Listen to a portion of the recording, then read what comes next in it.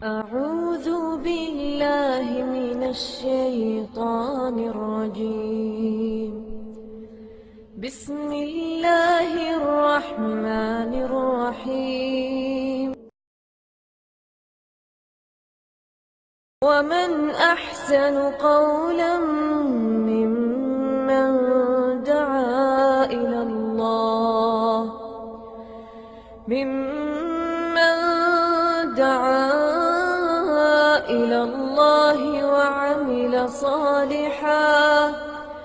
وعمل صالحا وقال إنني من المسلمين.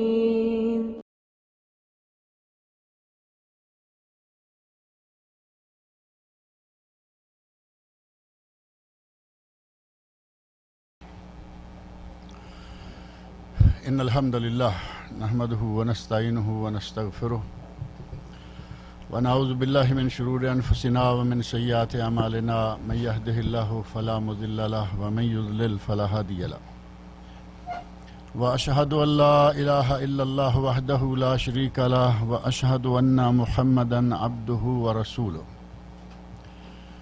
أما بعد فإن خير الحديث كتاب الله وخير الهدي هدي محمد صلى الله عليه وسلم وشر الأمور محدثاتها وكل محدثة بدعة وكل بدعة ضلالة وكل ضلالة في النار.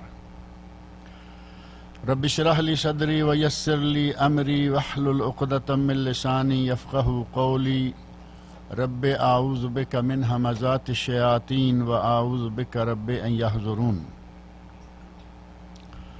أعوذ بالله السميع العليم من الشيطان الرجيم. قل أئنكم لتكفرون بالذي خلق الأرض في يومين وتجعلون له أندادا ذلك رب العالمين وجعل فيها رواسي من فوقها وبارك فيها وقدر فيها أقواتها في 4 أيام سواء للسائلين ثم استوى إلى السماء وهي دخان فقال لها وللأرض ائتيا طوعا أو كرها قالتا أتينا طائعين.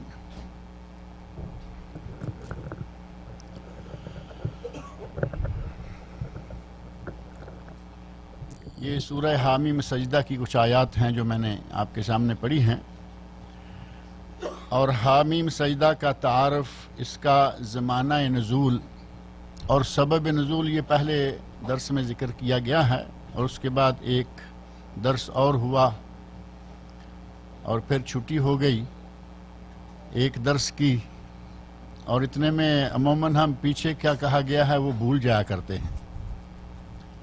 کیا خیال ہے؟ یہ یاد ہے سب؟ اللہ کرے کہ کچھ نہ کچھ چیزیں یاد رہنے کے لیے ہمارے دماغ میں رہا کریں. سورہ حامیم سجدہ، حامیم اس کے بالکل آغاز میں حروف مقطعات میں سے 2 حرف آئے ہیں، اور سجدہ اس صورت میں سجدہ بھی ہے، لہذا اس کا نام حامیم سجدہ. اور گزشتہ درس میں کچھ باتیں یہ بھی ذکر کی گئی تھیں کہ عمل صالح، ایمان کے ساتھ اگر عمل صالح ہے تو پھر نجات ہو جائے گی. ایمان اور عمل صالح یہ دونوں چیزیں ہونا ضروری ہے. ایک آدمی یہ سمجھ بیٹھے کہ میں نے کلمہ پڑھ لیا ہے لا الہ الا اللہ محمد رسول اللہ، اب میں مسلمان ہوں، مومن ہوں، اب مجھے کسی اور عمل کی ضرورت نہیں ہے، تو یہ غلط فہم ہے. آپ کو قرآن کریم میں جا بجا یہ بات ملے گی کہ وہ لوگ جو ایمان لائے اور انہوں نے عمل صالح سر انجام دیا. اور عمل صالح کیا ہے؟ ہر وہ کام جو اچھا لگے وہی عمل صالح ہوگا، وہ نہیں ہے. عمل صالح وہ ہے جو قرآن کریم اور سنت رسول سے ثابت ہو، بلکہ اس کی جو معروف شرطیں ہیں ان میں سے پہلی شرط یہ ہے کہ وہ صرف اللہ کے لیے سر انجام دیا جائے، اللہ کے لیے سر انجام دیا جائے اور رسول اللہ صلی اللہ علیہ وسلم کی سنت اور طریقہ کے مطابق سر انجام دیا جائے، تب وہ عمل صالح بنے گا. ورنہ تو بہت سارے اعمال سر انجام دیے جاتے ہیں محرم میں 10 تاریخ کو بڑے کام کیے جاتے ہیں، 12 ربیع الاول کو بڑے کام کیے جاتے ہیں، اسی طرح ہمارے یہاں ہر جمعرات کو بڑے کام کیے جاتے ہیں۔ تو ہر کام جو بظاہر ہمیں اچھا لگے وہ ضروری نہیں کہ وہ عمل صالح بھی ہو، بلکہ عین ممکن ہے کہ وہ شرک ہو۔ اور ہمارے پاک و ہند میں ایسے بہت سارے اعمال سر انجام دیے جاتے ہیں جو دیکھنے میں لوگوں کو شاید عمل صالح لگتے ہوں گے، حالانکہ وہ سراسر شرک ہے۔ اپنے گھر میں بکرا ذبح نہیں کیا بلکہ کسی مزار پہ جا کے ذبح کیا، بکرا ذبح کیا۔ آج کل پاکستان انڈیا میں بکرا کتنے کا مل رہا ہے؟ کوئی تازہ کسی نے خریدا ہے؟ 8,000 کا، اور کہیں 15, 20, 30 ہزار کا، بڑے مہنگے بکرے۔ اب اسے گھر میں ذبح کر کے اللہ کے نام پر تقسیم کر دے، اجر و ثواب ہے۔ اسے گاڑی میں ڈالا، لاہور لے کے گئے، نظام الدین علی اولیاء دہلی لے کے گئے، وہاں جا کے مزار پر ذبح کیا، یا گھر میں ذبح کیا، بریانی تیار کی اور دیگیں اٹھا کے مزار پر لے گئے۔ 8 سے لے کے 15, 20 ہزار روپیہ بھی خرچ کیا، محنت بھی، وقت بھی دیا، کام سارے اچھے نظر آتے ہیں، لیکن یہ عمل صالح نہیں بلکہ یہ مشرکانہ افعال ہیں، یہ سراسر گناہ ہے۔ لہذا یہ ضروری نہیں ہے کہ ہر وہ عمل جو ہمیں اچھا نظر آ رہا ہے وہ عمل صالح ہے۔ عمل صالح کے لیے شرط یہ ہے کہ وہ صرف اللہ کے لیے ہو، اور یہ پیر کے لیے ہو گیا یا مزار سرکار دربار کے لیے ہو گیا، اور سنت کے عین مطابق ہو، اور اس میں سنت کا بالکل ذرہ بر نشان تک نظر نہیں آتا۔ یہ 2 کام، اور تیسری اہم اور بنیادی شرط یہ ہے کہ آدمی صحیح عقیدے کا مالک ہو، اللہ کے بارے میں، رسول اللہ کے بارے میں، کتابوں کے بارے میں، آخرت کے بارے میں، فرشتوں کے بارے میں اس کا عقیدہ اور ایمان صحیح ہو۔ اگر یہ 3 شرطیں پائی جائیں تو ایمان کے ساتھ عمل صالح یہ مکمل ہو گیا، اور انشاءاللہ یہ جنت میں جانے کے لیے ایک ٹکٹ ہے۔ اور اگر یہ عمل صالح نہیں، صرف ایمان لیے پھرے، یا پھر ایمان نہیں اور عمل صالح کر رہا ہے، دونوں چیزیں، ایمان نہیں ہے، عمل صالح ہے۔ عبداللہ بن جدعان کا واقعہ آپ نے سنا، کئی بار میں نے یہاں ذکر کیا ہے کہ ام المومنین حضرت عائشہ رضی اللہ عنہ فرماتی ہیں، یا رسول اللہ، عبداللہ بن جدعان بڑا نیک آدمی تھا، بڑے اچھے عمل سر انجام دیتا رہا، ہر سال 100 اونٹ ذبح کر کے حاجیوں کو کھلاتا تھا۔ عمل اچھا نظر آتا یا نہیں؟ 100 اونٹ ہر سال ذبح کر کے حاجیوں کو کھلاتا تھا، تو کیا اسے اس کا ثواب ملے گا؟ تو نبی اکرم صلی اللہ علیہ وسلم نے اسی ایمان کی طرف اشارہ کیا کہ وہ یہ جو عمل سر انجام دیتا تھا، اس کی اسے دنیا میں کچھ نہ کچھ ستائش مل گئی، دنیا کی واہ واہ مل گئی، آج تک اور آئندہ بھی لوگ یاد کریں گے کہ وہ بہت بڑا عمل سر انجام دیتا تھا، لیکن اس کا اللہ کی ذات پر ایمان، ایک اسلام جو اس کو لانا چاہیے تھا وہ نہیں تھا، لہذا اسے اس کا کوئی فائدہ نہیں پہنچے گا۔ لہذا نہ صرف ایمان اور نہ صرف عمل جو بظاہر نیک نظر آ رہا ہے، ان دونوں کا مجموعہ ہوگا تو انشاءاللہ بیڑا پار ہو جائے گا۔ ابھی جو میں نے آیات پڑھی ہیں ان میں اللہ رب العزت نے ارشاد فرمایا ہے، قل، اے میرے نبی کہہ دیجئے۔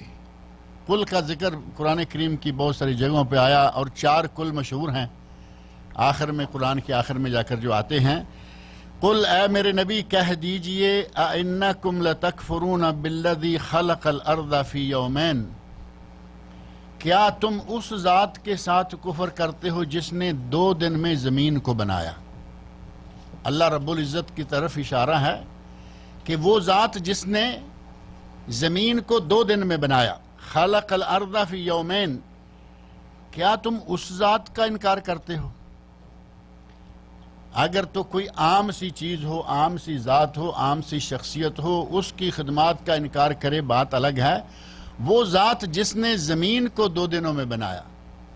آگے تفصیلات آ رہی ہیں کہ آسمانوں کو بنایا، زمینوں کو بنایا، آسمانوں کو مخلوقات سے بسایا، زمینوں کو مخلوقات سے بسایا، ان میں اپنے اوامر جاری کیے، اتنی بڑی کائنات کو تیار کیا اور اس کائنات کو چلا رہا ہے، اس کائنات کے مالک کا، خالق کا، رب کا انکار کرو گے؟ قُلْ أَإِنَّكُمْ لَتَكْفُرُونَ بِالَّذِي، کیا تم اس ذات کا انکار کرتے ہو، خلق الارض فی یومین، جس نے زمین کو 2 دنوں میں بنایا، وَتَجْعَلُونَ لَهُ اندادا، اور تم اس کے ساتھ ایک ند ہے، ند نہیں بلکہ انداد، بے شمار تم اس کے شریک بناتے ہو۔ نبی اکرم صلی اللہ علیہ وسلم فرماتے ہیں کہ اللہ کے ساتھ کسی کو شریک نہ بناؤ، کیونکہ اس نے تمہیں پیدا کیا ہے، تمہیں بنایا ہے، تمہارا خالق ہے، اور تم ایک نہیں بلکہ بے شمار شریک بنائے ہوئے ہو۔ یہاں ہمارے ہندوستان کے شریکوں کی گنتی پچھلے دنوں کر رہے تھے نا، کہ 1 2 نہیں، 100 1000 نہیں، بلکہ بات ملینز تک چلی گئی۔ وہ ملینز خداؤں کو پوج رہے ہیں، ملینز اپنے معبود بنائے ہوئے ہیں۔ اللہ نے فرمایا کہ تمہارے لیے جس نے زمین بنائی اور تم اس کے لیے بے شمار انداد، بے شمار شریکوں کو اس کے ساتھ ملائے ہوئے ہو۔ ذالک رب العالمین، یہ کچھ بھی نہیں ہے، وہ لکڑ کے ہوں، پتھر کے ہوں، درخت ہوں، جانور ہوں، جس کو بھی اللہ کے سوا پوجتے ہو، یہ کچھ بھی نہیں، اور وہ رب العالمین ہے، اس جہان کا، اس جہان کا، تمام جہانوں کا وہ رب ہے، تمام جہانوں کا وہ پالنے والا اور تمام جہانوں کو چلانے والا ہے۔ اس کو چھوڑ کر تم ادھر ادھر کے خداؤں کو پوجتے ہو، ان کی عبادتیں کر رہے ہو۔ آگے فرمایا وَجَعَلَ فِيهَا رَوَاسِيَ مِن فَوْقِهَا وَبَارَكَ فِيهَا وَقَدَّرَ فِيهَا أَقْوَاتَهَا فِي 4 أَيَّامٍ۔ اللہ رب العزت نے 2 دن میں زمین کو بنایا، اور اس کے بعد اس زمین کی آبادی کے لیے، اس کو انسانوں کے لیے تیار کرنے کی شکل یہ اختیار فرمائی، وَجَعَلَ فِيهَا رَوَاسِيَ مِن فَوْقِهَا، اس زمین کے اوپر، زمین کے اندر سے ہی نکال کر پہاڑ ٹھونک دیے۔ زمین پہلے بنائی، پھر اس پر پہاڑ ٹھونک دیے۔ وَبَارَكَ فِيهَا، اور اس زمین میں برکتیں رکھیں۔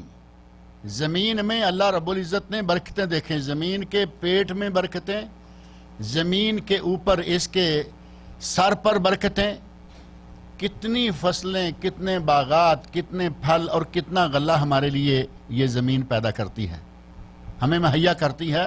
اللہ رب العزت کی یہ رکھی ہوئی، جب سے اس کی اللہ نے تخلیق فرمائی ہے، اس میں یہ برکتیں ڈال دی ہیں۔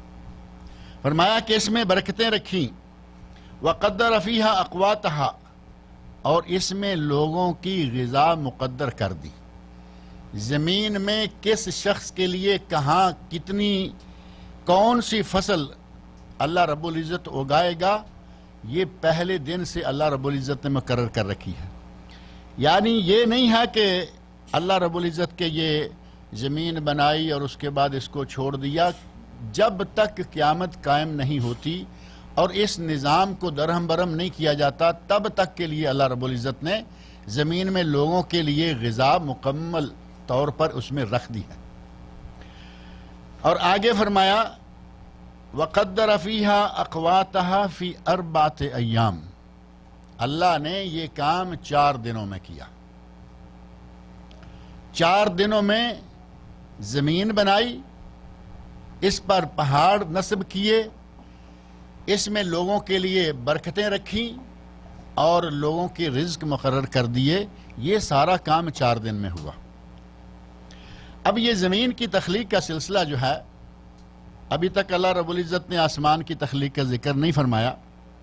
اس کے آگے اللہ نے فرمایا ثم استوى الى السماء، پھر اللہ رب العزت آسمان کی طرف متوجہ ہوا اور آسمان پر مستوی ہو گیا۔ وَهِيَ دُخَانٌ، اس وقت تک ابھی یہ بخار تھا۔ دخان کا معنی دھواں ہوتا ہے نا، دھوئیں یا بخار کی شکل میں تھا۔ یہ آج جو ہم آسمان دیکھ رہے ہیں یہ شکل نہیں تھی۔ اور یہ دخان یا یہ بخار کہاں سے تھا؟ جو زمین بنائی گئی اسی میں سے یہ بخار اوپر چڑھ گیا۔ فقال لہا، تو اس بخار کو، اس دھوئیں کو اللہ رب العزت نے فرمایا، اسے حکم دیا، اور وللارض، اور زمین کو حکم دیا، ائتیا طوعا او کرہن، تم دونوں دل سے چاہتے ہوئے یا مجبوری کی حالت میں، جیسے بھی چاہو ہمارے حکم کی تعمیل کرو۔ ائتیا کا معنی ہے آ جاؤ، تم دونوں ہمارے حکم کے تابع آ جاؤ، ہم جو کہہ رہے ہیں وہ کرو، تمہارا جی چاہتا ہے تب، اور نہیں جی چاہتا تب بھی۔ کرہن یعنی دل سے تم نہیں چاہتے لیکن تمہیں یہ کرنا ہوگا۔ قالتا، زمین نے اور آسمان نے، دھوئیں نے اور زمین نے، دونوں نے کہا، اتینا طائعین، اے اللہ ہم دل و جان سے رضامندی کے ساتھ اطاعت کی شکل میں حاضر ہیں۔ اب یہاں یہ 6 دن ہوئے زمین اور آسمان کو بنانے کے، اور یہ بات پہلے بھی کئی مرتبہ ذکر ہوئی ہے کہ زمین و آسمان جو ہیں وہ اللہ نے 6 دن میں بنائے ہیں۔ ان میں سے سب سے پہلے اللہ رب العزت نے زمین کی تخلیق فرمائی، جس کا ذکر قرآن کریم کے بالکل شروع میں ہی آ جاتا ہے۔ سورۃ البقرہ میں اللہ رب العزت نے آیت نمبر 29 میں یہ بات ارشاد فرمائی ہے، هو الذی خلق لکم ما فی الارض جمیعا، اللہ ہی وہ ذات ہے جس نے جو کچھ زمین میں ہے وہ تمہارے لیے بنایا ہے، یعنی زمین اور زمین میں جو کچھ ہے وہ اللہ رب العزت نے تمہارے لیے بنایا۔ ثم استوى الی السماء، پھر اللہ رب العزت متوجہ ہوئے آسمانوں کی طرف، فسواہن 7 سماوات، اور پھر آسمانوں کو 7 آسمان بنایا، پہلے زمین بنائی پھر 7 آسمان بنائے۔ وَهُوَ بِكُلِّ شَيْءٍ عَلِيمٌ، اور اللہ ہر چیز کو جاننے والا ہے، یعنی اللہ رب العزت نے زمین بنائی، آسمان بنائے، اور اللہ ہر چیز کو جاننے والا ہے۔ یہاں اس آیت سے بھی پتہ چل رہا ہے کہ اللہ نے پہلے زمین بنائی اور پھر آسمان بنائے، لیکن قرآن کریم کے آخر میں جا کر سورۃ النازعات میں اللہ رب العزت نے کوئی ایک اور بات ارشاد فرمائی ہے، جس سے پتہ چلتا ہے کہ اللہ نے زمین بنائی اور پھر اللہ رب العزت نے آسمان بنائے، پھر اللہ رب العزت نے زمین کا کچھ سلسلہ اور کیا، لیکن مجموعی طور پر، وہ تفصیل بھی میں ذکر کرتا ہوں، مجموعی طور پر اللہ رب العزت نے زمین و آسمان کو 6 دنوں میں بنایا، اور یہ قرآن کریم کے 4 مقامات پر بات موجود ہے۔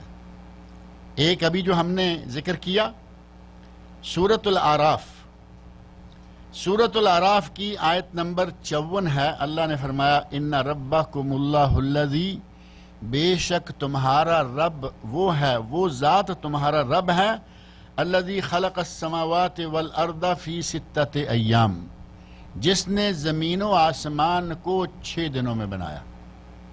یہاں بالکل واضح کر دیا بات کو، اور یہی بات اللہ رب العزت نے سورہ یونس کی آیت نمبر 3 میں فرمایا کہ اللہ رب العزت نے زمین و آسمان دونوں کو 6 دنوں میں بنایا، اور سورہ ہود کی آیت 7 میں بھی یہی بات ذکر فرمائی کہ ہم نے زمین و آسمان کو 6 دنوں میں بنایا، اور سورہ حدید میں جا کر اللہ رب العزت نے پھر ان 4 مقامات پر یہ کہا کہ ہم نے زمین و آسمان کو 6 دنوں میں بنایا۔ ایک بات یہاں یہ ذکر کر دیں کہ وہ 6 دن کون کون سے ہیں۔ صحیح بخاری میں حضرت ابن عباس رضی اللہ عنہما نے یہ بات ذکر کی ہے۔ اب انہوں نے کہاں سے سنی؟ نبی اکرم صلی اللہ علیہ وسلم کا انہوں نے ذکر نہیں کیا، اور علماء تفسیر کہتے ہیں کہ یقیناً یہ بات اسرائیلیات میں سے ہے، یعنی بنی اسرائیل کے لوگوں میں یہ جو باتیں آ رہی تھیں وہیں سے کسی نہ کسی طرح کعب الاحبار ان کے راستے ہوتی ہوئی یہ بات پہنچی۔ کہتے ہیں کہ اللہ رب العزت نے جو 6 دنوں میں زمین و آسمان کو بنایا، اس میں سب سے پہلے زمین کو اتوار اور پیر 2 دنوں میں بنایا۔ اتوار اور پیر کو، زمین کو 2 دنوں میں صرف رف شکل میں بنایا۔ رف شکل تو آپ سمجھتے ہیں نا، یعنی ابھی اس میں نہریں نہیں، ابھی اس میں یہ باغات کی شکلیں اور چشمے اور جھیلیں یہ نہیں، بس زمین بنا دی 2 دنوں میں۔ کون سے دن؟ اتوار اور پیر، یہ 2 دن۔ اس کے بعد منگل اور بدھ، منگل اور بدھ میں اللہ رب العزت نے آسمانوں کو بنایا، اور آگے جمعرات اور جمعہ، جمعرات اور جمعہ میں اللہ رب العزت نے زمین کو ہماری آبادی کے لیے، ہماری آباد کاری کے لیے، انسانوں کے رہنے کے لائق کرنے کے لیے، پھر اس میں جھیلیں، پھر اس میں سبزہ، پھر اس میں پھل، اور پھر اس میں باغات، وہ سارے سلسلے جو ہیں وہ اگلے 2 دنوں میں جمعرات اور جمعہ میں کیے۔ 6 دن مکمل ہو گئے نا، اور آگے بچتا ہے 7واں دن، کون سا؟ ہفتے کا دن۔ ایک ہماری بڑی مشہور حکایت کہتے ہیں کہ اللہ پاک نے 6 دنوں میں زمین و آسمان کو بنایا اور 7ویں دن اللہ نے آرام فرمایا۔ نعوذ باللہ من ذالک۔ اللہ رب العزت کو تھکا دیا ہمارے لوگوں نے یہ بات کر کے، کہا کہ اللہ 6 دن زمین و آسمان بناتا رہا، تھک گیا۔ اللہ رب العزت کن کہے اور پوری کائنات ایک لمحے میں تیار ہو جائے، اس کی یہ طاقت ہے۔ قرآن کریم میں سورہ یاسین کے آخر میں اور کئی مقامات پر اللہ رب فرماتے ہیں کہ ہم ارادہ کریں جس چیز کا، کہتے ہیں کن فیکون، وہ اسے کہتے ہیں ہو جا، وہ ہو جاتی۔ لیکن اللہ رب العزت نے یہ 6 دن میں کیوں زمین و آسمان کو بنایا؟ اس میں کیا کیا حکمتیں ہیں وہ تو وہی جانے، کیونکہ وہی مالک ہے، خالق ہے۔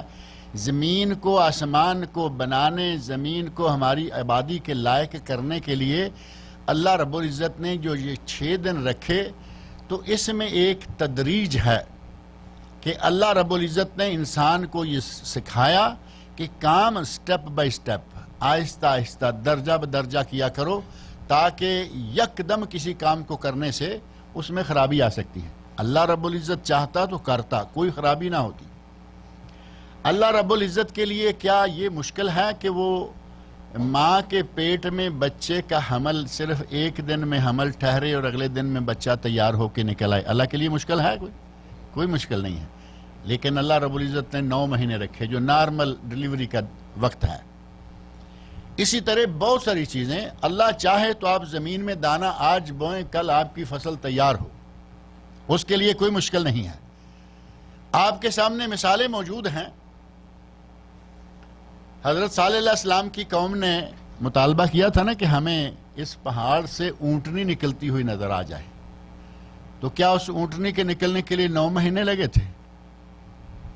جیسے ہی اللہ رب العزت نے ان کا مطالبہ پورا کرنا چاہا، حضرت صالح علیہ السلام کی نبوت کی تصدیق کروانا چاہیے ان سے، اللہ رب العزت کے حکم سے لوگوں کے سامنے پہاڑی سے اونٹنی باہر نکل آئی، اور اونٹنی بھی اتنی زبردست جاندار قسم کی کہ 1 دن میں جتنا پانی ان کی سب اونٹنیاں پیتی تھیں، دوسرے 1 دن میں اکیلی وہ اونٹنی پیتی تھی۔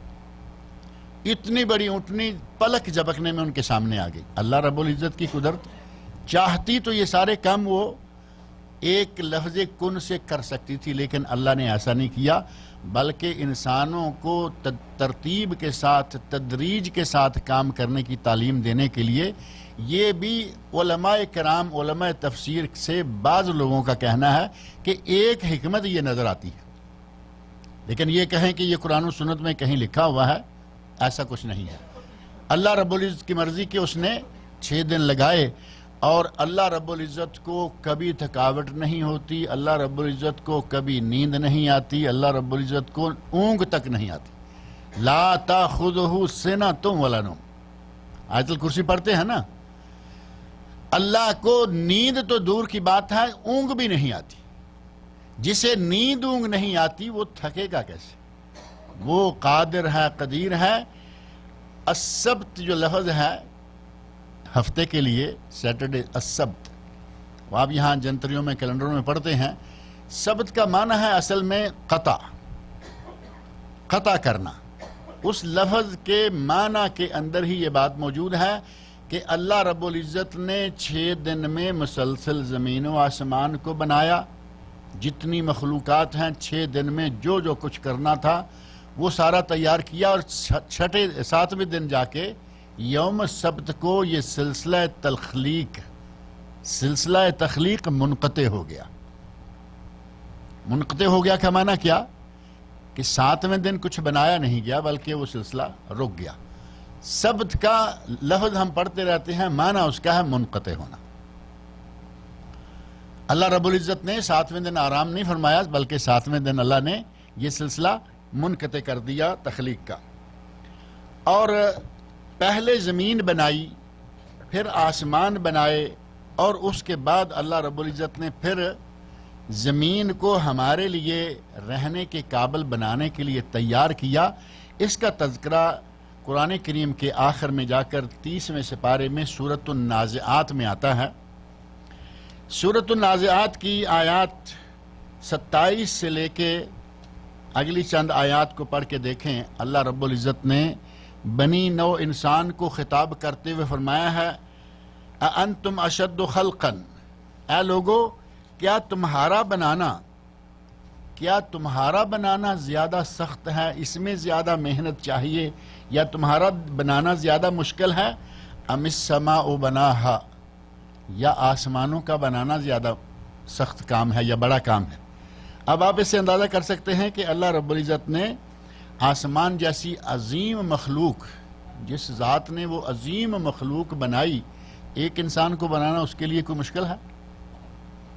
ایک ایک کر کے ساری دنیا آ رہی ہے نا، کہیں کہیں کبھی کبھی کوئی ٹوین ہو جاتا ہے، نہیں تو سارے ایک ایک آ رہے ہیں، کبھی کوئی ٹوین، کہیں 3 بچے۔ اللہ رب العزت کی یہ بھی قدرت دیکھیں، کہیں ایک ایک، اور اکثر یہی ہے، کہیں 2 کہیں کم و بیش کر کے 3 بچے، اور کہیں کہیں 4 بچے۔ اور پچھلے دنوں ایک خبر آئی تھی، کسی خاتون کو اللہ رب العزت نے بیک وقت 6 بچوں سے نوازا، اور 6 کے 6 تندرست و توانا، اس وقت تک کی رپورٹ کے حساب سے۔ اللہ رب العزت کی قدرت، وہی ماں ہے ایک مرتبہ ایک بچے کو جنم دیتی ہے، اسی ماں کو اللہ چاہے تو 6 بچے دے دے۔ فرمایا جس ذات نے اتنا بڑا آسمان بنایا ہے، اس کا بنانا بڑا کام ہے یا ایک انسان کا پیدا کرنا یا ایک انسان کی تخلیق بڑا کام ہے؟ فرمایا اَأَنْتُمْ أَشَدُّ خَلْقًا أَمِ السَّمَاءُ بَنَاهَا، کیا تمہاری تخلیق بڑا کام ہے یا آسمانوں کا بنانا؟ رَفَعَ سَمْكَهَا فَسَوَّاهَا، اللہ رب العزت نے آسمانوں کی چھت کو اٹھایا۔ رفع سمكها، یہ چھت ہے نا آسمان کی، اس چھت کو اٹھایا، فسواها، اور پھر اسے برابر کر دیا۔ سواها کی تفصیل جو ہے وہ بھی ابھی ہماری حامیم سجدہ کی آیات میں آتی ہے کہ اللہ رب العزت نے اس چھت کو ایک مرتبہ صرف اوپر اٹھایا اور اس کے بعد اس کو برابر کیسے کیا، وہ سلسلہ بھی آگے آ کے آتا ہے کہ کوئی اس میں شغاف نہ رہے، کوئی اس میں ٹیڑھا پن، کوئی کجی نہ رہے، بلکہ اللہ رب العزت نے اس کو برابر کیا اور پھر اس کو زینتوں سے نوازا، جو زینتیں ہم دیکھ رہے ہیں۔ وَأَغْطَشَ لَيْلَهَا وَأَخْرَجَ ضُحَاهَا، پھر اللہ رب العزت نے اس رات کو تاریک کیا۔ اغطش لیلها اظلم لیلها، اللہ رب العزت نے رات بنائی، اس کو کالا تاریک کر دیا۔ رات کالی ہوتی ہے نا، مجموعی طور پر رات کالی ہے، چاند نہ ہو تو کالی ہے، اور اگر ستارے بھی نہ ہوتے تو پھر کیا ہوتا؟ بالکل ہی اپنا بھی ہاتھ کوئی نہ دیکھ پاتا۔ فرمایا کہ اغطش لیلها واخرج ضحاها، اللہ رب العزت نے اس کی رات کو، آسمان سے جو رات نمودار ہوتی ہے اس کی رات کو کالا کیا، سیاہ کیا، واخرج ضحاها، اور اسی آسمان سے پھر صبح کا وقت ضحا، نہارہا نہیں کہا اللہ رب العزت نے کہ پھر اللہ نے دن نکالا، فرمایا اسی سے اللہ نے پھر چاشت کا وقت نکالا۔ سارے دن میں سے بہترین وقت جو ہے وہ چاشت کا وقت ہوتا ہے۔ ابھی سورج نکلا ہے، تھوڑا تھوڑا کر کے اوپر چڑھ رہا ہے، گرمی ہے، سردی ہے، بہترین موسم، ہر حال میں اچھا وقت ہے۔ اللہ رب العزت نے اس وقت کا ذکر کیا، اور پورا مراد دن ہے کہ رات اس نے بنائی اور دن اسی نے بنایا۔ وَالْأَرْضَ بَعْدَ ذَلِكَ دَحَاهَا، اور اس کے بعد اللہ نے زمین کو برابر کیا۔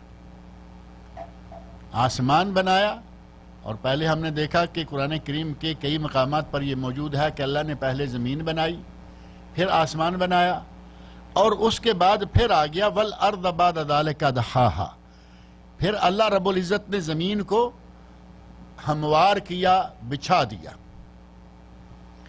اخرج منہا ماءہا ومرعاہا، پھر اس سے پانی نکالا، سمندر، دریا، نہریں، جھیلیں، تالاب، اللہ رب العزت نے وہ سارے تیار کیے. ومرعاہا، اور اس میں سے اللہ رب العزت نے مرعا کا معنی ہے سبزیاں، سبزیات، اس میں پھل ہیں، اس میں درخت ہیں، اس میں غلے ہیں، اس میں جڑی بوٹیاں ہیں. اللہ رب العزت نے چارہ کہیں، سبزیاں کہیں، یا جتنے بھی یہ سبزیات ہیں اللہ رب العزت نے ان کو تیار کیا. والجبال ارساہا، اور زمین پر پہاڑوں کو گاڑ دیا. متاعا لکم ولانعامکم، آگے اللہ رب العزت نے فرمایا کہ یہ تمہارے لیے زمین کا جتنا بھی چارہ ہے، جتنے بھی سبزیاں ہیں، پھل ہیں، غلے ہیں، درخت ہیں، یہ تمہارے لیے اور تمہارے جانوروں کے لیے.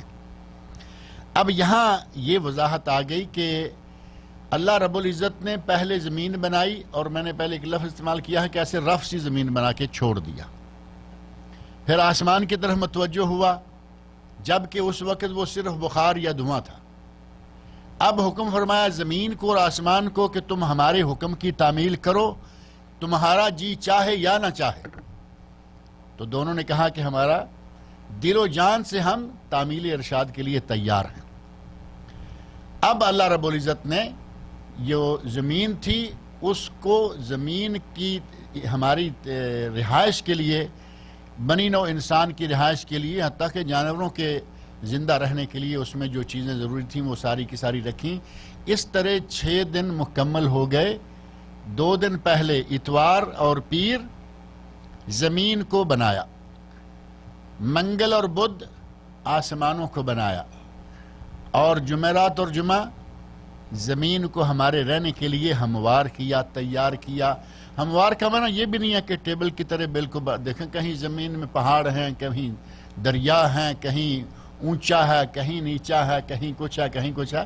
ہمارے لیے جو چیز مناسب تھی اللہ رب العزت نے سب چیزیں تیار کی. کیا پہاڑ بیکار ہیں؟ دیکھو نا، پہاڑوں کو اللہ رب العزت نے کہا کہ ہم نے زمین میں پہاڑ گاڑ دیے تاکہ یہ زمین کہیں ہلے نہیں.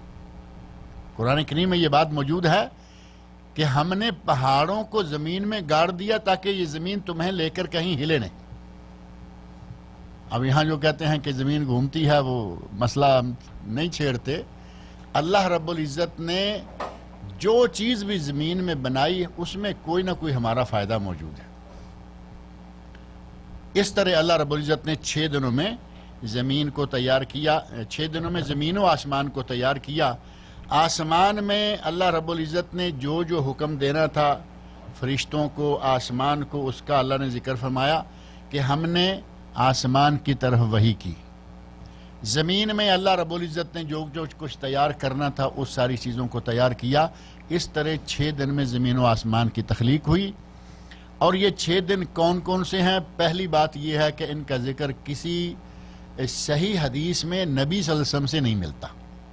یہ بات ذہن میں رکھیں، بخاری میں ضرور ہے، لیکن بخاری میں آنے کا معنی یہ نہیں ہے کہ وہ نبی صلی اللہ علیہ وسلم کے ارشاد. حضرت ابن عباس رضی اللہ عنہ کا قول ہے. اب انہوں نے کہاں سے سنا؟ اگر تو کہتے کہ نبی صلی اللہ علیہ وسلم سے سنا ہے تو بات سیدھی تھی، لیکن انہوں نے یہ نہیں کہا. اور بعض علماء تفسیر نے کہا کہ یہ اسرائیلیات میں سے ہے، لہٰذا اس کو لے کے آدمی کو پریشان نہیں ہونا چاہیے کہ یہ کیا ہوا، کیسے ہوا، کیوں ایسے ہوا. اللہ رب العزت کی مرضی ہے. اس نے 6 دن میں یہ زمین و آسمان تیار کیے، ان کی ساری کائنات کو تیار کیا، ہمارے لیے ہموار کیا، یہ اس کی مرضی. اور ان 6 دنوں میں سے کون کون سے دنوں میں کیا، اور 7واں دن کیوں الگ رکھا؟ 7واں دن اللہ شامل کر سکتا تھا یا نہیں؟ کہ جیسے زمین کو پہلے رف بنایا، پھر 2 دن میں اس کو تیار کیا، آسمانوں کو بنا کے کچھ وقت کے لیے اس یوم السبت میں بھی حصہ ڈال دیتا. اس کی مرضی ہے، ایک دن کو خالی رکھا. اس دن زمین اور آسمان کی تخلیق اور ہمواری کا سلسلہ منقطع ہوا. اب یہ لفظ ذہن میں رکھیں، یوم السبت کا معنی ہے انقطاع، کہ تخلیق کا انقطاع اس دن ہو گیا. یہ جو کہتے ہیں کہ اس دن اللہ نے آرام کیا، یہ کفر یا کلمہ ہے. اس کو کبھی بھی اپنے ذہن میں نہیں رکھنا چاہیے.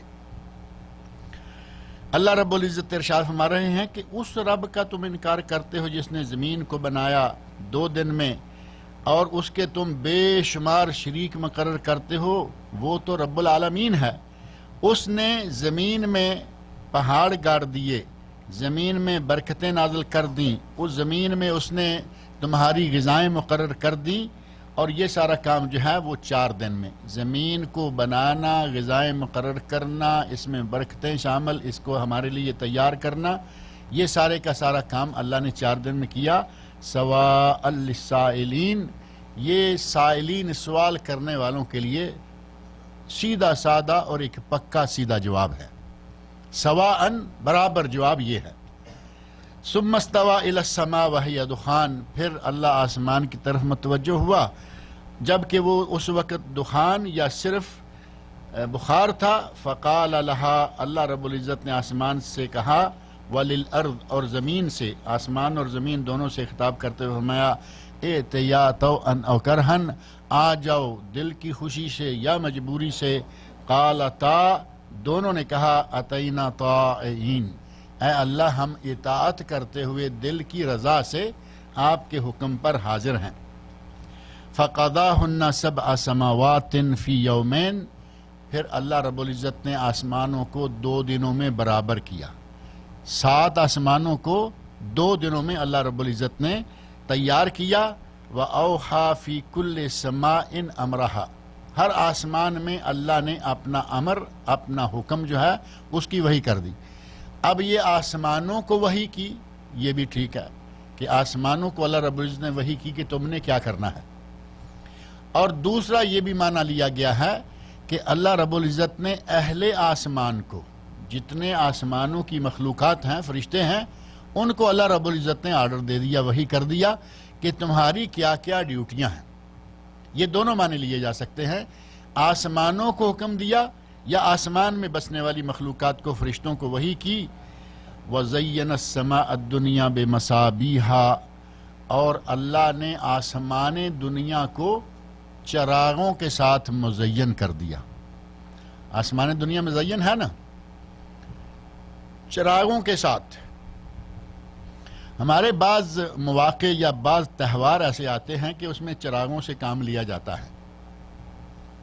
15 شعبان کو ہمارا تو اس لیے کہنا پڑے گا کہ ہمارے مسلمان ہی تو منا رہے ہیں، 15 ہندو تو نہیں مناتے نا، سنت سے ثابت نہیں ہے، الگ بات ہے، اور یہ عبادت نہیں ہے، وہ دوسری بات ہے، لیکن مزین کیا جاتا ہے چھتوں پہ چراغ، موم بتیاں، اور آج کل تو میرا خیال ہے وہ دوسرا سلسلہ آ گیا ہے، جلتے بجھتے بلب، رنگا رنگ بلب، خوبصورت قسم کے بلب، جسے شاید مرچیں بھی کہتے ہیں، وہ چھوٹے چھوٹے مرچی ڈیزائن کے ہوتے ہیں، لال مرچ، ہری مرچ، اب نیلی پیلی مرچیں، نیلی تو شاید نہیں ہوتی، پیلی تو ہوتی ہیں، لیکن ہمارے یہ ڈیکوریشن والوں کی مرچیں ہر رنگ کی ہیں۔ ان رنگوں سے آج ہم اپنی محفلوں کو، اپنے تہواروں کو، یا اپنے بعض خاص تقریبات کو، شادی پر بھی یہ کام ہوتا ہے، مزین کرتے ہیں۔ اللہ رب العزت نے آسمان کو مزین کیا ستاروں کے ساتھ، آسمان کو مزین کیا چاند کے ساتھ۔ اللہ رب العزت نے ارشاد فرمایا، وَزَيَّنَ السَّمَاءَ الدُّنْيَا بِمَصَابِيحَا، اللہ رب العزت نے چراغوں کے ساتھ، ایک چھوٹا چراغ ہے، ایک اس سے بڑا ہے۔ اب دیکھیں آسمان پہ کتنے رنگ رنگ قسم کے ستارے ہیں۔ چاند سب سے بڑا ہے، چاند نہ ہوگا تو رات جو ہے وہ بہت ہی کالی ہوگی۔ اب ستارے سارے موجود ہیں، جس دن چاند نہ ہو اس دن ستاروں کی شکل جو ہے وہ زیادہ واضح طور پر نظر آ رہی ہوتی ہے۔ آپ دیکھیں گے کہ کہیں 5-7 ستارے اکٹھے ہیں، 5-7 ستارے، پتہ چلتا ہے کہ یہ 7 یا 5 بالکل اکٹھے ہیں، ملے ہوئے ہیں۔ کچھ ہیں وہ دور دور ہیں، ایک ہے وہ ستاروں میں سے بڑا ستارہ ہے جس کو قطب ستارہ کہتے ہیں، جو عموماً کس طرف ہوتا ہے؟ آدمی کے سر سے شمال کی طرف، یعنی وہ راستہ متعین کرنے کے لیے ایک ذریعہ بھی ہے۔ اور اللہ رب العزت نے ستاروں کے جو 3 مقاصد ذکر کیے ہیں میں ذکر کرتا ہوں۔ ایک ان میں سے مقصد یہ ہے کہ ستاروں کے ذریعے اللہ رب العزت نے انسان کو راستہ متعین کرنا بھی دیا۔ آپ کو معلوم ہے کہ یہ ستارہ اس طرف ہے، یہ شمال ہے، میرے پیچھے جنوب ہے، یہ کیا ہو گیا؟ دائیں طرف مغرب ہو جائے گا یا مشرق؟ دائیں طرف مشرق ہوگا اور بائیں طرف مغرب۔ کہیں بھی سمندر میں ہیں، جنگل میں ہیں، شہروں میں تو ضرورت نہیں پڑے گی، سمندروں اور جنگلوں میں راستہ تلاش کرنے کا، اپنی جہت متعین کرنے کا کہ آپ کو کدھر جانا ہے، آپ اس ستارے کو دیکھ کے متعین کر سکیں۔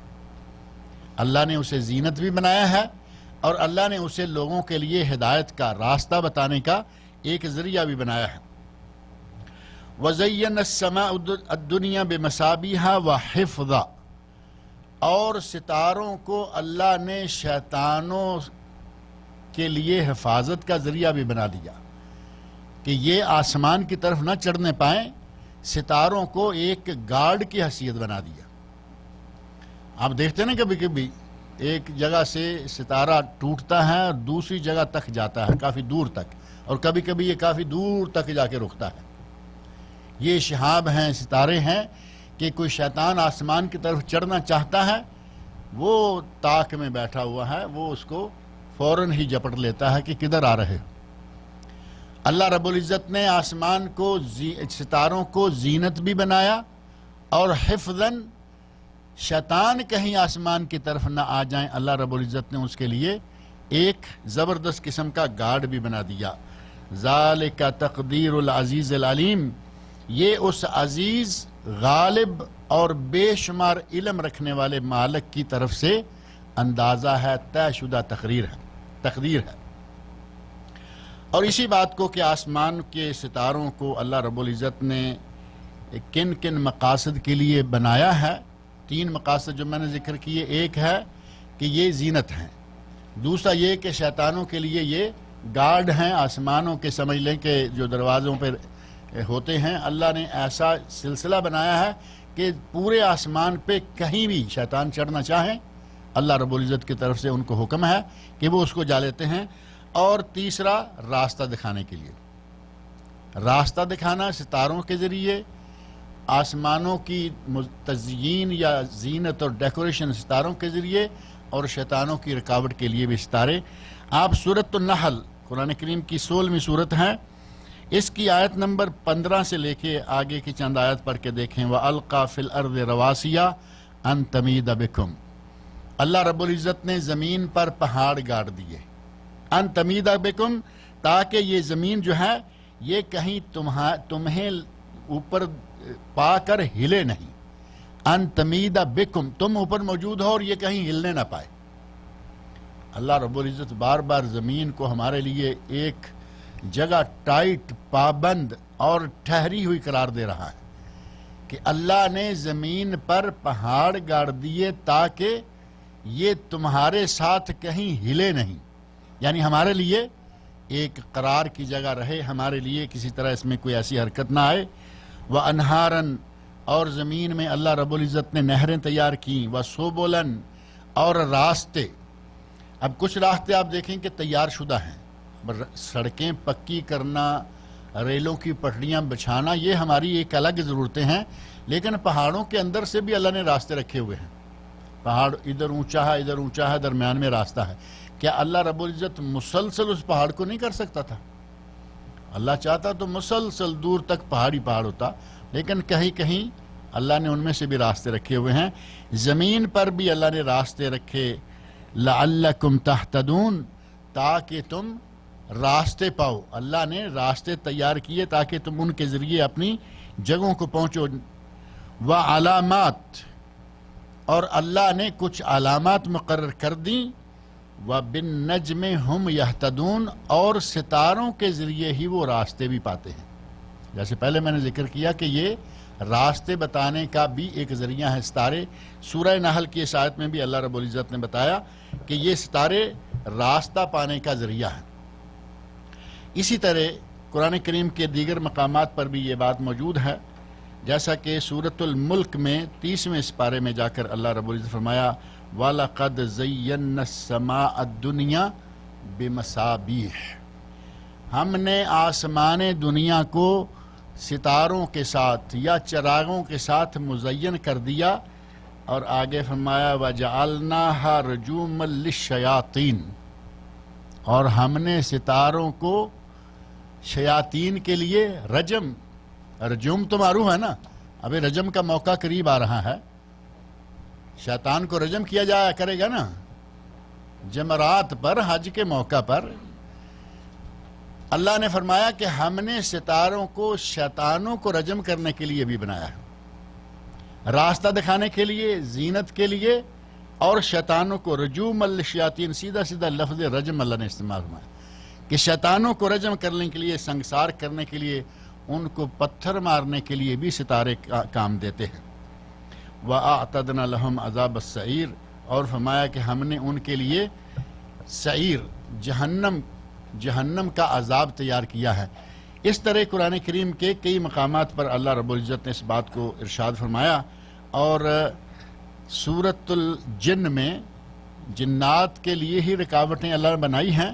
سورۃ الجن میں جا کر بھی اللہ رب العزت نے آیت نمبر 8 میں جنات کہتے ہیں وَأَنَّا لَمَسْنَا السَّمَاءَ، ہم نے آسمان کو ٹٹولا ہے۔ لمس کرنا کا معنی ہوتا ہے ٹٹول کے دیکھنا۔ ہم نے آسمان کو ٹٹولا ہے، فَوَجَدْنَاهَا مُلِئَتْ حَرَسًا شَدِيدًا وَشُهُبًا، ہم نے آسمان کو پایا ہے کہ بڑی سخت پہرے داری لگی ہوئی ہے اور شہاب بھی موجود ہیں۔ سخت پہرے داری لگی ہوئی ہے اور شہاب، یہ جو ستارہ ٹوٹ کر جاتا ہے وہ شیطان کو جا کے لگتا ہے۔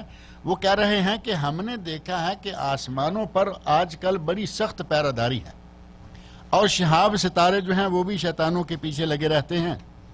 وَأَنَّا كُنَّا نَقْعُدُ مِنْهَا مَقَاعِدَ لِلسَّمْعِ، ہم پہلے، شیطان کہہ رہے ہیں کہ ہم پہلے کچھ سننے کے لیے آسمانوں کی مختلف جگہوں میں گھس بیٹھتے تھے، لیکن اب کیا ہوا؟ فَمَن يَسْتَمِعِ الْآنَ، اب جو آدمی، جو جن، جو شیطان سننے کے لیے قریب جانے کی کوشش کرے گا، یجد لہو شہابًا رصدا، تو اپنے لیے ایک شہاب کو تاک میں بیٹھا ہوا پائے گا۔ آسمان کے قریب پہنچے گا، وہ فوراً اس کو جپٹ لے گا۔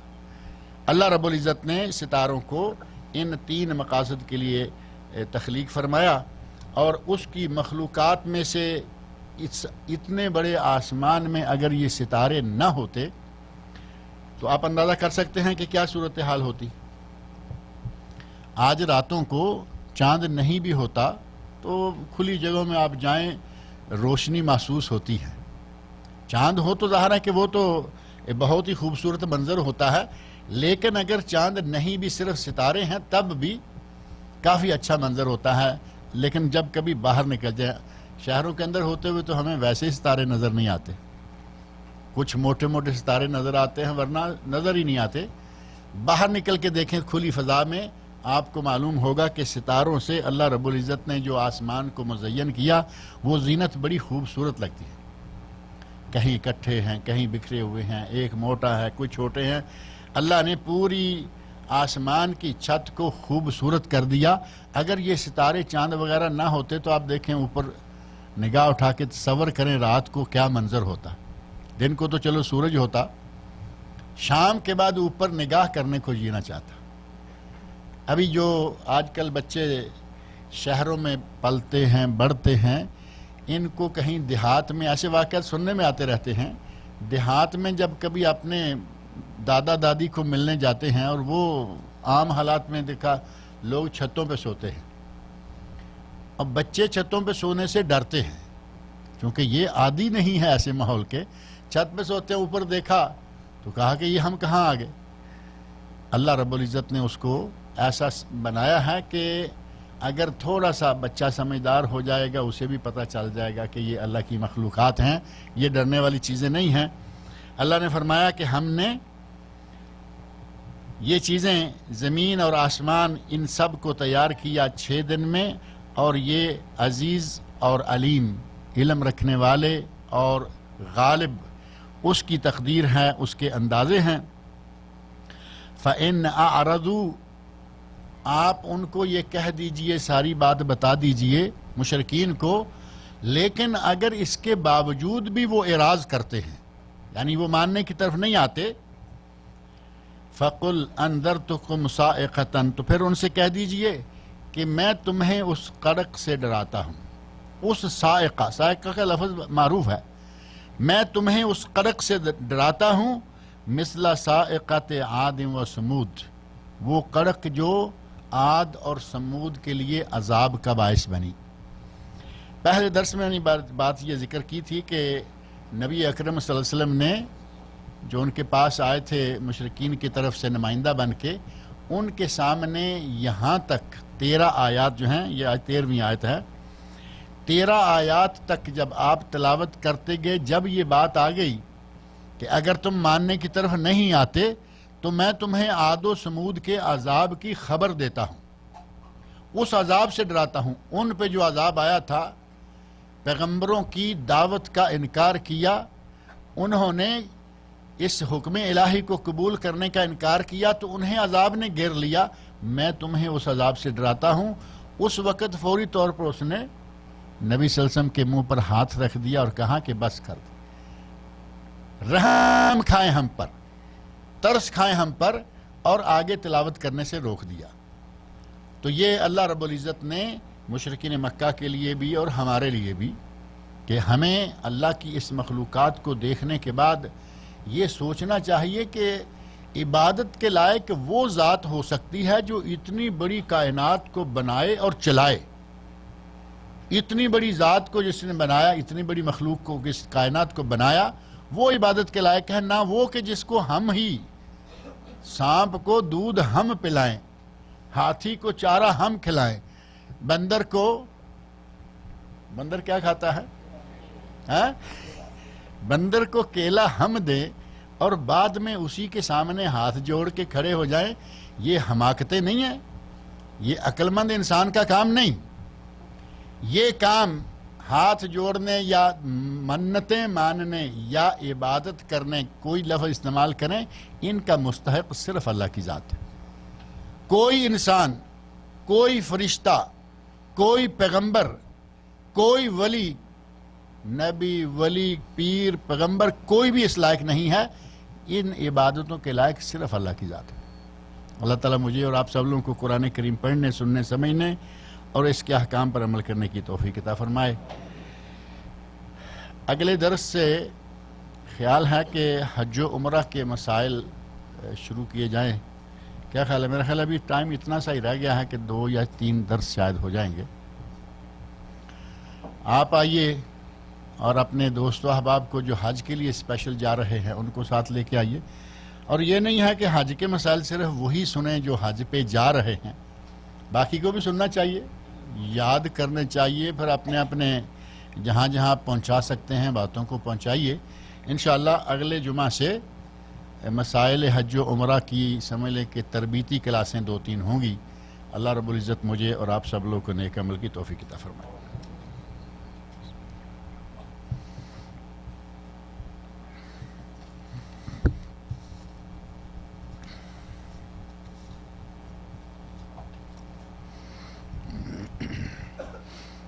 خواتین کی طرف سے کوئی سوال ہے کہ میں 1 ہفتہ اسلام آباد میں رہوں گی اور 1 ہفتہ لاہور میں اور 1 ہفتہ کراچی میں، تو پورے سفر میں ہی قصر نماز پڑھنی ہے؟ اصل میں جائز ہے کہ آپ پورے سفر میں قصر نماز پڑھیں، کیونکہ آپ کو کسی ایک جگہ مستقل رکنا نہیں ہے۔ لیکن بعض علماء، خاص طور پر حنبلی علماء جو ہیں، سعودی عرب کے اکثر علماء جیسے ہیں، ان کا کہنا ہے کہ اگر کسی کو 4 دن سے زیادہ رکنا ہو، پتہ ہو کہ میں 4 دن سے زیادہ رکوں گا یا رکوں گی، تو اسے پوری نماز پڑھنی چاہیے۔ یعنی ان کے نزدیک زیادہ سے زیادہ 4 دن سفر کے لیے کافی ہیں، اور اسی بات کو کئی اہل حدیث علماء نے بھی بیان کیا ہے کہ یہ صحیح ہے۔ لیکن آپ کے علم میں ہے کہ 7 دن، 10 دن، 15 دن، حتیٰ کہ صحیح بخاری میں حضرت ابن عباس رضی اللہ عنہما کا ایک قول ہے، وہ کہتے ہیں کہ نبی صلی اللہ علیہ وسلم 19 دن سفر میں رہے، قصر پڑھتے رہے۔ جب ہم 19 دن رہیں گے تو قصر کریں گے، اس سے زیادہ رہیں گے تو پوری پڑھیں گے۔ لیکن اس کو علماء نے اجماعی طور پر، یعنی پورے تمام علماء نے اس کو اتنا نہیں دیا، ان کا قول یا ان کا ایک انفرادی قول قرار دیا گیا ہے۔ زیادہ سے زیادہ مدت جو ہے وہ 15 دن کی ثابت ہے، اور 10 دن کی بھی ثابت ہے، اور کم از کم مدت جو ہے وہ 4 دن ہے۔ اب اگر کوئی زیادہ کنسیشن کے چکر میں رہے تو وہ ظاہر ہے کہ 15 دن تک پڑتا رہے، اور اگر زیادہ بہتر افضل ترین کی شکل میں آپ آنا چاہیں تو 4 دن سے زیادہ اگر سفر ہے تو پوری پڑھیں، کم ہے تو پھر آپ قصر کر سکتے ہیں۔ حضرت بلال رضی اللہ عنہ کا مشہور واقعہ ہے کہ جب انہوں نے اذان فجر نہ دی تو سورج نہیں نکلا۔ یہ گپ ہے، واقعہ نہیں ہے، یہ گپ ہے، کسی نے ایسے ماری ہے۔ قرآن و سنت کی کسی بھی صحیح دلیل سے یہ بات ثابت نہیں ہوتی۔ مولانا حبیب الرحمن قاندلوی نے اپنی کتاب میں لکھا ہوگا، آج کل ہمارے مولوی کہتے پھر رہے ہیں نبی پاک صلی اللہ علیہ وسلم کا جنازہ سب سے پہلے اللہ نے پڑھا۔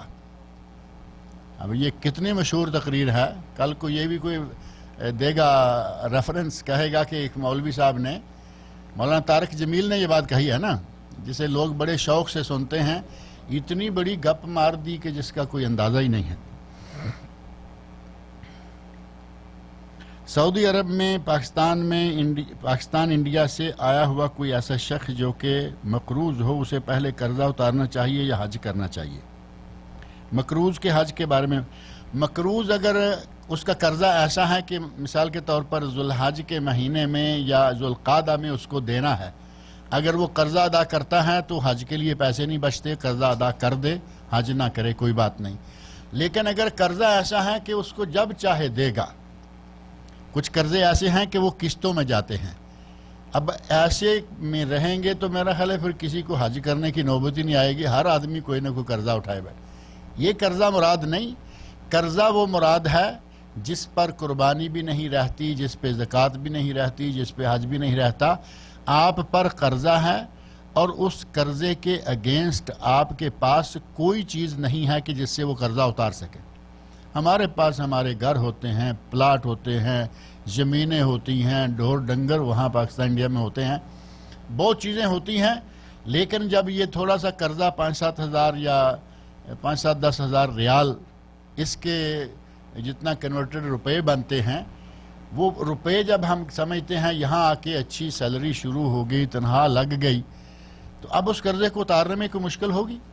مہینہ مہینہ آپ اتارنا چاہیں اتار سکتے ہیں، پورا سفر مکمل کر کے وہاں جائیں گے تو بھی آپ اتار سکتے ہیں، لیکن ہم حج کو آگے کرنے کے چکر میں اگر ایسا کریں تو وہ آپ کی مرضی ہے۔ مقروض آدمی پر حج فرض نہیں ہوتا، لیکن اگر وہ کر لے تو اس کا حج ہو جائے گا۔ میری بات سمجھ میں آ گئی؟ پہلے نمبر پر قرضہ کون سا ہے کہ جس کے مقابل آپ کے پاس ادا کرنے کے لیے کوئی چیز نہیں، وہ قرضہ ہے۔ آپ کے پاس ملینز کی پراپرٹی ہے اور آپ کو چند لاکھ دینے ہیں، تو کیا یہ قرضہ حج میں مانے ہوگا؟ نہیں ہوگا، کیونکہ آپ تو ملینز کے مالک ہیں، لاکھ دینے ہیں تو معمولی بات۔ لیکن اگر کوئی آدمی اس قرضے کے باوجود حج کرتا ہے تو اس کا حج صحیح ہوگا، کوئی ایسی بات نہیں۔ حتیٰ کہ اگر کسی کو یہ توقع ہے کہ میرے پاس آج پیسے نہیں ہیں اور وہ قرض لے کر حج کے لیے چلا جاتا ہے، مثلا کمپنی اپنی سے کہتا ہے کہ مجھے 1-2 مہینے کی سیلری ایڈوانس دے دیں، 1-2 کیا، ایک آج یہاں سے تو محل ایک سیلری ایڈوانس لینے والوں کا عموماً حج ہو جائے گا، 2 لے لے 3 لے لے، کمپنیاں دیتی بھی ہیں اور بعد میں بڑے اچھے انداز سے وہ تھوڑا تھوڑا کر کے بھی کاٹ لیتی ہیں۔ ایسا کرتا ہے انشاءاللہ اس کا حج صحیح ہوگا۔ اللہ تعالیٰ مجھے اور آپ سب لوگوں کو نیک عمل کی توفیق عطا فرمائے۔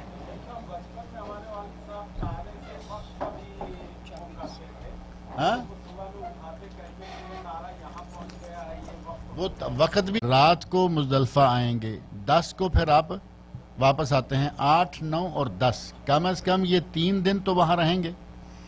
اب اتنا لمبا سفر عورت اکیلے سفر نہیں کر سکتی، کیونکہ 1 دن کا سفر ہے تو عورت اکیلے سفر نہیں کر سکتی۔ حدیث میں 3 دنوں کے بارے میں الگ الگ ذکر موجود ہے، اگر 1 دن کا سفر ہے تو نہیں کر سکتی، 2 دن کا سفر ہے تو بالاولیٰ نہیں کر سکتی، اور 3 دن کا سفر ہے تو بالکل نہیں کر سکتی۔ اب حدیث میں یہ بات واضح طور پر موجود ہے کہ 1 دن اور 1 رات کا سفر ہو، اگر کوئی عورت اللہ پر اور قیامت کے دن پر ایمان رکھتی ہے تو بغیر محرم کے سفر نہ کرے۔ اب یہ دیکھیں کہ یہ مسلسل 3 دن گھر سے باہر رہنا ہوگا. اب چاہے سفر قریب کا ہے لیکن گھر سے تو منقطع ہو گئی نا, لہذا اسے اپنے محرم کا خیال کرنا چاہیے.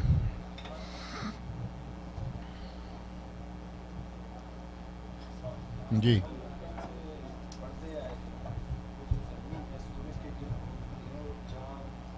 میں نے اس موضوع کو زیادہ اہمیت دینے کا مناسب نہیں سمجھا. بچپن سے لوگ کہتے آ رہے ہیں, ہم بھی سنتے آ رہے ہیں کہ زمین گول ہے. اب ہم تو دیکھتے ہیں کہ یہاں سے لے کے مکہ تک جائیں, اگر گول ہوتی تو کیا ہوتا.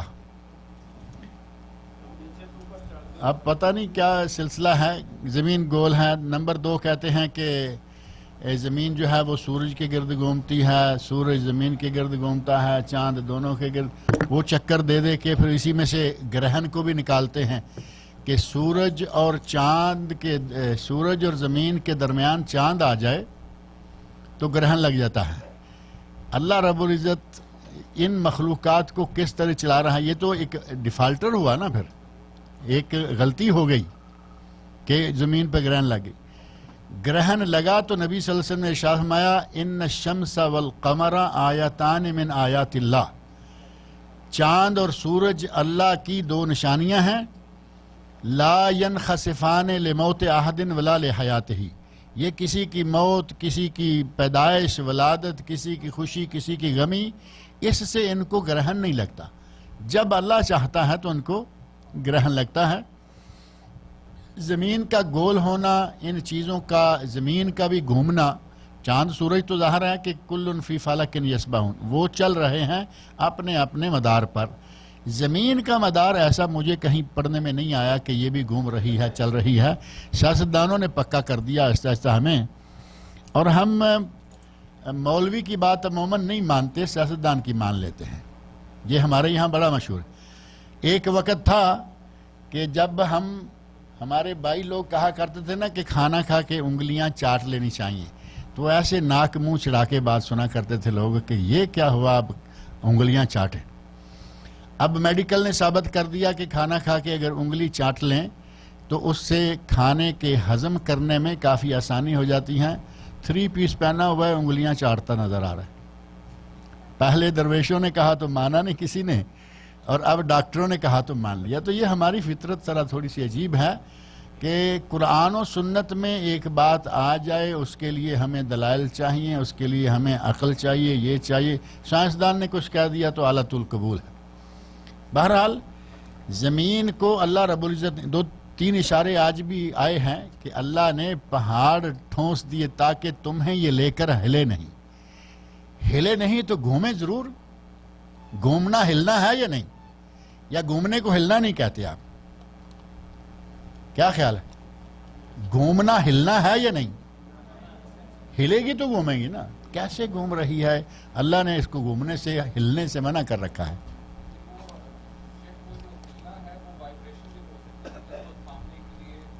ٹھیک ہے, وائبریشن بھی ٹھیک ہے, وائبریشن بھی, زمین میں وائبریشن بھی نہیں ہے, اور دوسرا بھی کوئی ہلنا اللہ نے نہیں رکھا ہے. یعنی ہر طرح کی حرکت سے اللہ نے اس کو روک رکھا ہے. آپ کا نہیں, بڑی دنیا کا ہے یہ, بڑی دنیا کا, اور ہمارے پاس یہ بات کئی مرتبہ آئی ہے.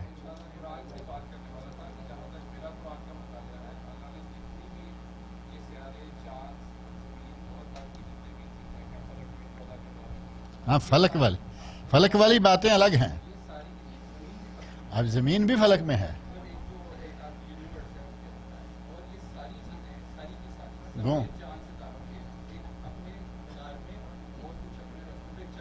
اب اس کا ترجمہ کیا کریں گے؟ اللہ نے فرمایا کہ ہم نے زمین پر پہاڑ گاڑ دیے تاکہ یہ تمہیں لے کر ہلے نہیں. اب اس کی وائبریشن کا ترجمہ آپ کریں گے. اللہ رب العزت نے بچے کی ولادت کے لیے وقت رکھا ہے, اصول رکھا ہے کہ بچہ پیدا ہوگا ماں اور باپ سے, لیکن بغیر باپ کے, بغیر ماں کے, بغیر عورت کے. آدم علیہ السلام, عیسیٰ علیہ السلام آپ دیکھیں, اور انسان دیکھیں, یہ جو زلزلے ہیں وہ بھی اللہ کے حکم سے آتے ہیں اور زمین ہلتی ہے, لیکن یہ جو مسلسل زمین کی حرکت ہے اس کو ثابت کرنا ذرا مشکل ہے.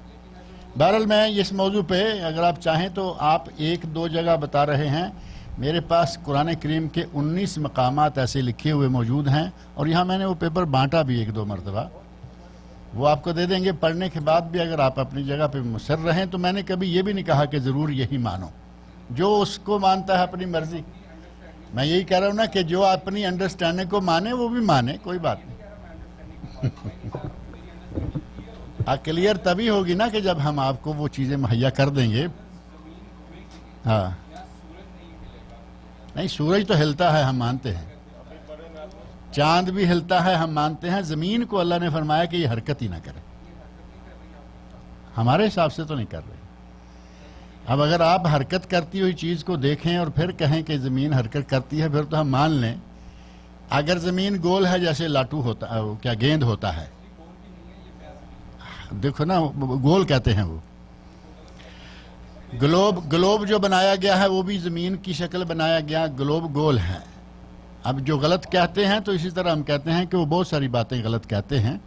بہرحال آپ اپنا مطالعہ جاری رکھیں اور میں کسی وقت انشاءاللہ آپ کو مہیا کرتا ہوں آیات جو ہیں۔ والدین کے لیے اولاد کو سب سے بہتر کام کیا کرنا چاہیے؟ موجود ہیں یا فوت ہو چکے ہیں؟ والدین کے لیے اگر زندہ ہیں تو سب سے بہتر کام ہے کہ ان کی اطاعت کریں، ان کے ساتھ حسن سلوک سے پیش آئیں، کیونکہ قرآن کریم میں اللہ رب العزت نے ارشاد فرمایا ہے وَقَضَىٰ رَبُّكَ أَلَّا تَعْبُدُوا إِلَّا إِيَّاهُ وَبِالْوَالِدَيْنِ إِحْسَانًا۔ اللہ نے یہ فیصلہ کیا، حکم دیا ہے کہ عبادت کرو تو صرف اللہ کی، اور والدین کے ساتھ حسن سلوک کرو۔ اگر زندہ ہیں تو ان کے ساتھ حسن سلوک کریں، اور حسن سلوک میں ان کی بات ماننا آئے گا یا نہیں؟ ان کی بات مانیں، ان کی خدمت کریں، ان کی مالی خدمت کریں، ان کی جسمانی خدمت کریں، مٹھی چاپی، ریفلیکسالوجی اور جو کچھ چیزیں ہیں، فزیوتھراپی، جتنی بھی آپ جانتے ہیں وہ کریں، یہ ان کی زندگی میں۔ اور اگر وہ فوت ہو چکے ہیں تو ان کے دوستوں کے ساتھ حسن سلوک کریں۔ ماں کی سہیلی ہے، باپ کا دوست ہے، ان کے دوستوں کے ساتھ حسن سلوک سے پیش آئیں۔ حضرت عبداللہ بن عمر رضی اللہ عنہ کا واقعہ ہے کہ جنگل سے ایسے گزر رہے تھے تو ایک بدو سا آدمی دیکھا، دیہاتی بدو، جنگل میں رہنے والا۔ اسے اتار کے اپنی دستار بھی دے دی، اپنا جو اچھا کپڑا حلہ تھا پاس وہ بھی دے دیا، اور جو چیزیں جن کے بغیر وہ چل سکتے تھے وہ چیزیں اسے دے دی۔ تو نافع جو آپ کے ساتھ آپ کے خادم تھے وہ کہنے لگے کہ حضرت بدو سا آدمی تھا، سیدھا سا آدمی تھا، آپ اسے کچھ تھوڑا دے دیتے تو یہ اسی سے راضی ہو جاتا، آپ نے اتنا کچھ کر دیا۔ تو کہا کہ یہ عمر کا دوست ہے، یعنی میرے والد رضی اللہ عنہ عمر فاروق کا دوست ہے، اور میرے والد کا دوست ہے، میں جتنا بھی کر سکوں، جیسے میں اپنے والد کے ساتھ احسان کرنا چاہتا ہوں دوستوں کے ساتھ، تو فوت ہو چکے ہوں تو ان کے دوستوں کے ساتھ احسان کریں اور ان کی طرف سے صدقہ کریں۔ جو ہمارے ایصال ثواب ہے نا، ہم نے ایصال ثواب کو بڑے غلط رنگ میں قبول کر لیا اور صحیح رنگ چھوڑ دیا۔ 7واں 10واں چہلم یہ اور وہ، یہ ہم نے قبول کر لیا جبکہ یہ شرعاً ثابت نہیں ہوتا۔ اور جو اصل ایصال ثواب ہے وہ ہے کہ جب جی چاہے، جب توفیق ہو، کچھ اللہ کی راہ میں دیں، اور کچھ بھی دیں، کپڑا دیں، کیش دیں، روٹی دیں، جو بھی دیں، نیت یہ کریں کہ اس کا ثواب میرے فلاں کو جائے، اللہ رب العزت ثواب پہنچانے پر قادر ہے۔ یہ ہے صحیح سیدھا سا ایصال ثواب کا طریقہ۔ ہم نے اس کو ہٹایا اور 11 تاریخ مقرر کر دی، کہیں 10واں 7واں چہلم مقرر کر دیا، تو وہ جو ہیں وہ سنت سے ثابت نہیں ہے۔ اور آج آپ کا یہ مائکروفون بھی ثابت نہیں ہے، یہ بھی کبھی بولتا ہے کبھی خاموش ہو جاتا ہے۔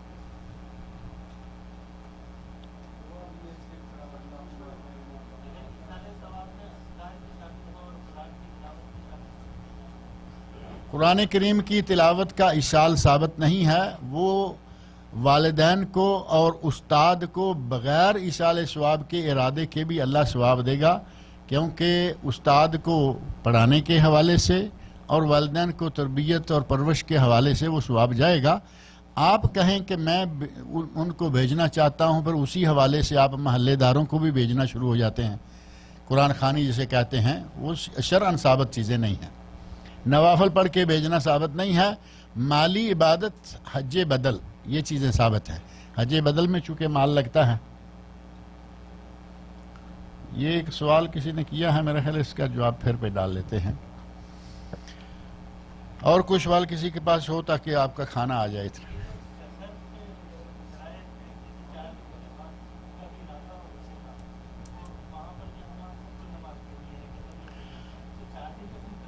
نہیں، جاتے ہی جہاں آپ کو مکمل پڑھنی ہے، یعنی اتنے دن آپ نے رکنا ہے کہ مثال کے طور پر آپ کو مہینہ رکنا ہے، کہیں ٹھہرنا ہے، تو وہاں جاتے ہی پہلے دن سے آپ مکمل نماز شروع کر دیں. راستے میں جو آپ نے قصر پڑھ لی.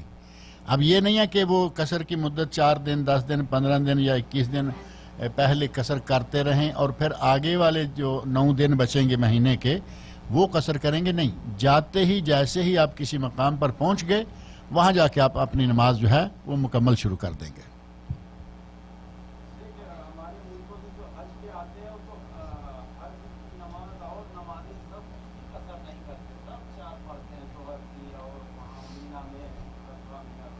ان سوالات کو آپ اگلے درسوں پہ ڈال لیں کیونکہ یہ متعلقہ ہیں حج عمرہ کے.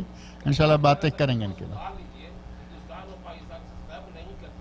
سب والے کا لفظ تو ٹھیک نہیں، بہت سارے لوگ ہوتے ہیں لیکن ہیں. حج و عمرہ کے مسائل جو ہیں وہ اگلے دروس میں انشاءاللہ تفصیل کے ساتھ ان سے بات کریں گے. بہرحال مختصر، چونکہ ہو سکتا ہے کچھ لوگ اگلے درس میں نہ ہوں، جو قصر ہے منا میں قصر سفر کی وجہ سے نہیں ہے. منا میں قصر مناسک حج کا حصہ ہے، سنت رسول ہے. ہمارے پاک و ہند سے جو لوگ آتے ہیں ان کے ساتھ بعض دفعہ باقاعدہ تاکیدی رسالہ یا پمفلٹ ہوتا ہے اور وہ پمفلٹ دے کے اپنے لوگوں کو بھیجتے ہیں، ساتھ لاتے ہیں، سب کو پمفلٹ بانٹتے ہیں. اور حج کے 5 دن یہ بنگلور سے ایک پمفلٹ چھپا تھا. بنگلور والے ابھی آج کچھ نظر نہیں آ رہے مجھے، کہاں نہیں نظر نہیں آ رہے، ایوب صاحب بھی نہیں ہیں اور دوسرے کئی لوگ. بہرحال بنگلور سے ایک پمفلٹ چھپ کے آیا تھا حج کے 5 دن، وہ 8 9 10 11 12 اور 13 کر کے 12 تک خاص طور پر. تو اس میں جو مفتی صاحب اس کے مؤلف تھے، بنگلور کے ہی ہیں وہ، انہوں نے بڑی اپنے ماننے والوں کو بڑی تاکید کی تھی کہ آپ ساری نمازیں وہاں پوری پڑھیں گے. اور ظاہر ہے کہ ایک اپنا مفتی ہے، عالم ہے، اپنا استاد ہے، وہ پکی کرے گا تو وہ تو پکی کریں گے، سمجھیں گے کہ پکی ہے. لیکن صحیح بات اس میں یہ ہے کہ وہاں نبی اکرم صلی اللہ علیہ وسلم نے قصر پڑھی ہے، ہمیں قصر پڑھنی چاہیے. سنت سے ثابت ہے قصر پڑھنا. اب اس کے بعد کیا رہا؟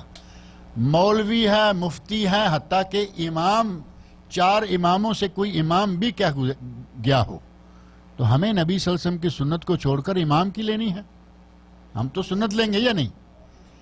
امام کی بات بھی اگر نبی کے خلاف آئے تو وہ نہیں لی جائے گی، اس کا احترام اپنی جگہ باقی ہے. ائمہ 4 رحمۃ اللہ علیہم اجمعین، ان کے بہت سارے مسائل صحیح سنت سے ثابت نہیں ہوتے، ان کو چھوڑ دیں. جو مسائل سنت سے ثابت ہیں الحمدللہ ان کا عزت احترام اپنی جگہ، لیکن خلاف سنت مسئلہ جو ہے اس کو ترک کر دیں. اور فقہی مسائل میں سے 1 2 نہیں، بہت سارے مسائل. ہندوستان میں راجستھان کے جے پور شہر سے ایک کتاب آئی ہے ایک عرصہ پہلے، اور اسی کتاب سیالکوٹ سے پاکستان سے مولانا ابوالحسن رحمۃ اللہ علیہ سیالکوٹی کی، اور مولانا یوسف جے پوری رحمۃ اللہ علیہ جو جے پور راجستھان کا ہے.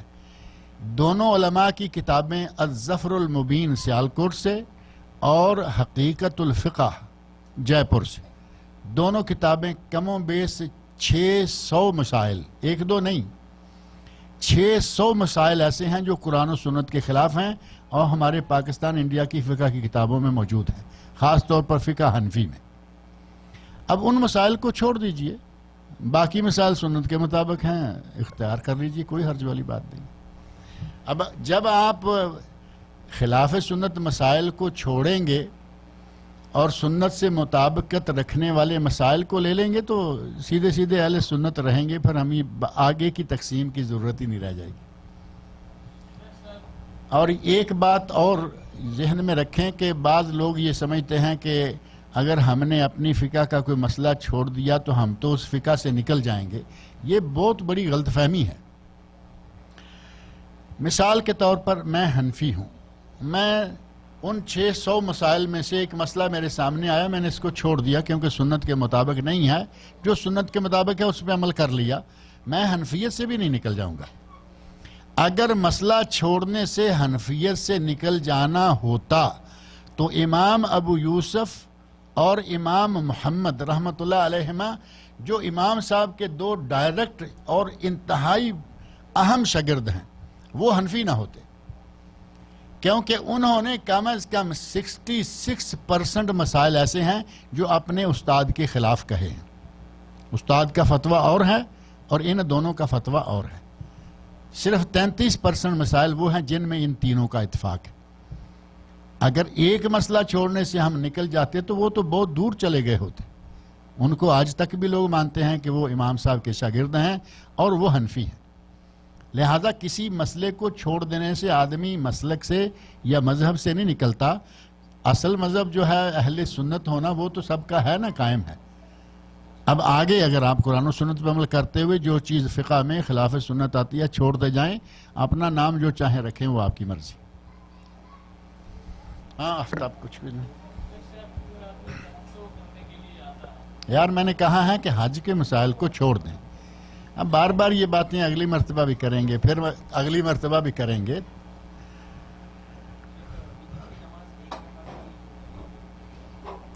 وطر نماز کی 1 رکعت کی دلیل صحیح بخاری مسلم کی صحیح احادیث میں یہ موجود ہے. ہمارے یہاں پاک و ہند میں وطر پڑھنے کے جو 3 طریقے ہیں, 3 نہیں, ہمارے یہاں تو 2 ہی ہیں زیادہ تر, کہیں کہیں 3 ہیں اور تھوڑے عرصے سے گئے ہیں. پہلے یہ ہوتا تھا کہ یا 3 رکعتیں پڑھتے ہیں مسلسل, جیسے کہ اہل حدیث علماء اور اہل حدیث عوام پڑھتے ہیں. 1 پڑھی اٹھ گئے, دوسری پڑھی اٹھ گئے, تیسری پڑھی اتحیات. 1 اتحیات 1 سلام کے ساتھ تینوں رکھتے. حدیث میں یہ طریقہ بھی ثابت ہے, اگرچہ سند کے اعتبار سے اس سے بھی زیادہ قوی طریقہ دوسرا ہے. 2 رکعتیں پڑھی, سلام پھیر دیا اور پھر 1 رکعت پڑھی. یہ طریقہ وطر ادا کرنے کا صحیح تر سند سے ثابت ہے. اب اسی میں 1 رکعت آٹومیٹک آ گئی کہ 2 پڑھی اور 1 پڑھی, 2 پڑھی سلام پھیر دیا, 1 پڑھی سلام پھیر دیا, ہے یا نہیں؟ تو 1 رکعت کا ثبوت یہ ہے, حدیث میں آتا ہے, نبی صلی اللہ علیہ وسلم ارشاد فرماتے ہیں, اگر کوئی تہجد پڑھ رہا ہے, اسے محسوس ہو کہ اگر میں اب اور 2 رکعتیں پڑھوں گا اور پھر 1 رکعت پڑھوں گا تو اتنے میں اذان ہو جائے گی, وہ 1 رکعت پڑھ لے اور اس کی پہلی جو 2 کر کے پڑھی ہوئی رکھتے ہیں وہ ساری وطر بن جائیں گی. 1 رکعت پڑھنے کا صحیح سند سے اس حدیث میں ثابت ذکر موجود ہے کہ وہ 1 رکعت پڑھ لے. اب یہ الگ بات ہے کہ ہمارے پاک و ہند میں علماء بڑا سخت لفظ استعمال کرتے ہیں, کہتے ہیں کہ یہ دم کٹی نماز ہے. 1 رکعت صلاۃ بطیرہ, کہ یہ دم کٹی نماز ہے. اللہ کے نبی فرمائیں کہ 1 رکعت پڑھ لو اور مولوی کہے دم کٹی نماز ہے. کیا کریں گے اس مولوی کا؟ اللہ تعالیٰ ہمارے ایسے علماء کو بھی ہدایت عطا فرمائے کہ سنت سے ثابت امور کو اتنے غلط الفاظ کے ساتھ یاد نہ کریں. کھانا اب آ گیا ہے, آپ کھانا لیجئے.